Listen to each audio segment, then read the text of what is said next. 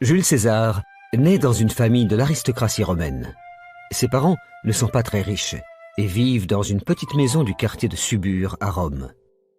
Mais il raconte qu'il a des ancêtres illustres, des rois et même des dieux.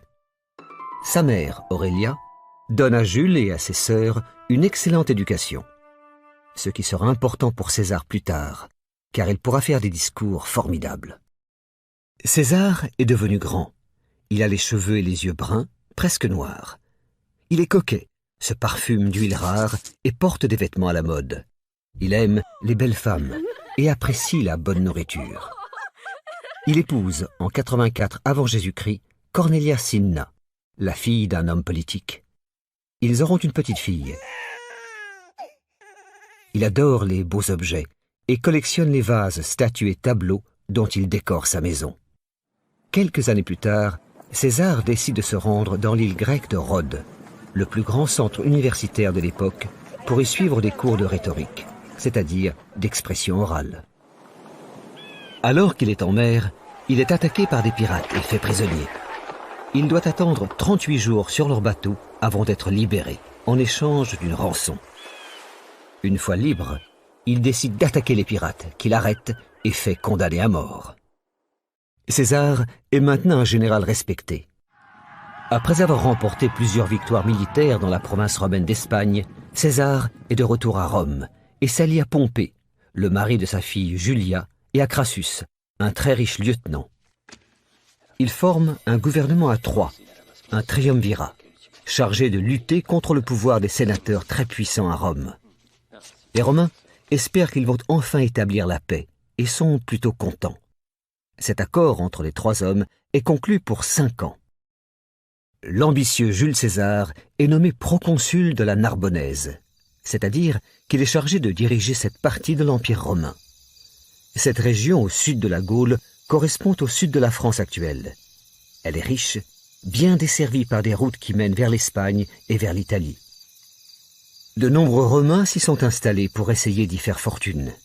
César va y établir un camp de base pour ses armées, dans le but de conquérir le reste de la Gaule. César décide de mener la guerre contre les Gaulois, toutes sortes de peuples aux noms différents, les Helvètes en Suisse, les Vénètes en Bretagne, les Arvernes en Auvergne. Il se montre proche de ses soldats, les encourage et lorsqu'ils ont gagné, les récompense en leur distribuant une part du butin pris à l'ennemi. La victoire finale est la prise d'Alésia contre le chef gaulois Vercingétorix en 52 avant Jésus-Christ. César, vainqueur de la Gaule, se prépare à rentrer en Italie. À Rome, le Sénat craint le retour de ce général riche et populaire et lui interdit de revenir. Le 11 janvier, il passe à l'action. Il franchit le Rubicon, un cours d'eau qui marque la frontière entre la Gaule et l'Italie, puis gagne Rome. Les sénateurs fuient. Le peuple lui donne les pleins pouvoirs. Il est maintenant le maître de l'Occident. Pompée, qui est maintenant l'adversaire de César, s'est réfugié en Orient. César est à ses trousses. Ils s'affrontent lors d'une grande bataille en Grèce, dans la plaine de Pharsale. Pompée est battu et s'enfuit en Égypte, où il est assassiné. César arrive à son tour à Alexandrie et tombe amoureux de la reine Cléopâtre. La pharaone fait découvrir son pays au général romain. César, accompagné de Cléopâtre, revient à Rome, où règne un grand désordre. Le Sénat qui l'avait combattu l'appelle au pouvoir et le nomme dictateur. Il pardonne à ses adversaires, organise de grandes fêtes pour célébrer ses victoires militaires, les triomphes, et fait de Rome la plus belle capitale du monde en construisant un nouveau forum, un temple et une statue en or de sa nouvelle amoureuse, Cléopâtre. Jules César est le maître de Rome, mais il fait des envieux parmi les sénateurs qui décident de s'en débarrasser. Ils organisent un complot. Cela se passera à la Curie, le lieu où se réunit le Sénat. César est là, dans sa toge brodée d'or.